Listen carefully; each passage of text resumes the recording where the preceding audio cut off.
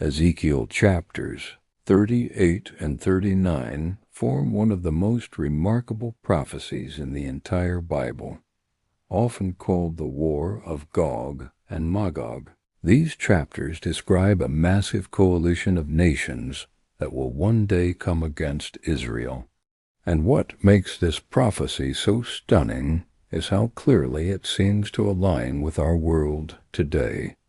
Ezekiel writes of Gog, of the land of Magog, the chief prince of Meshech and Tubal, leading an alliance from the north against Israel. When we trace those ancient names, most scholars connect Magog with the people of the Scythians, the ancestors of the modern Russian region. Meshech is often tied to Moscow, Tubal, to areas near Tobolsk. In other words, this points us directly toward modern-day Russia. But Russia doesn't come alone. Ezekiel lists Persia today. We know that as Iran. He names Cush, often connected to the regions of Sudan and Ethiopia. Put, which most scholars associate with Libya. Gomer and Togarmah, which trace into modern-day Turkey. And so we see, all around Israel, nations aligned that in our own headlines share animosity toward the Jewish state. Now notice the timing. Ezekiel describes Israel as a land that has been regathered from many nations, dwelling in their own land, brought back from the sword. For centuries this seemed impossible, until 1948, when Israel was reborn as a nation. Today, for the first time in 2,000 years, this prophecy is literally possible. But the detail doesn't stop there. Ezekiel describes a nation of unwalled villages, living in security. And when you look at Israel today, despite constant threats, it has become one of the most technologically advanced nations on Earth. From Iron Dome missile defense to cutting-edge cyber capabilities, Israel stands out as a nation secure in its high-tech defenses. Yet Ezekiel foresaw a day when this would be tested.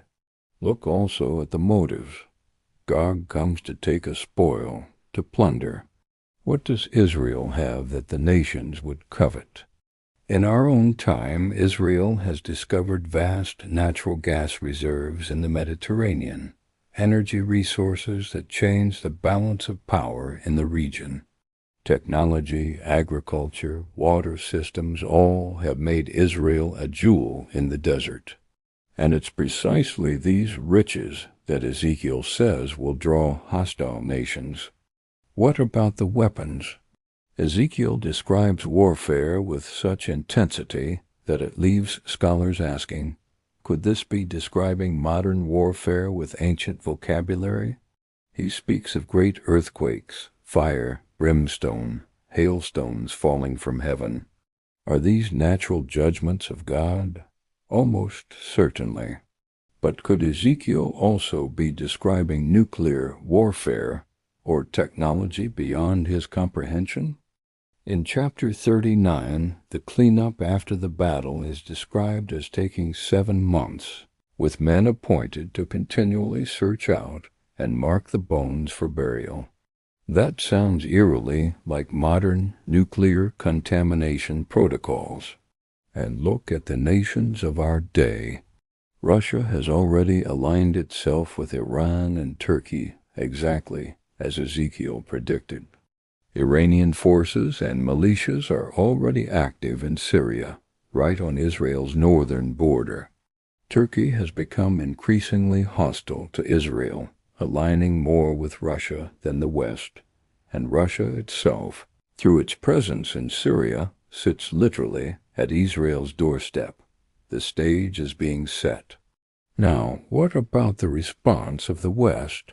Ezekiel 38 mentions Sheba and Dedan and the merchants of Tarshish, who merely question Gog's invasion. Art thou come to take a spoil? They don't intervene, they only protest.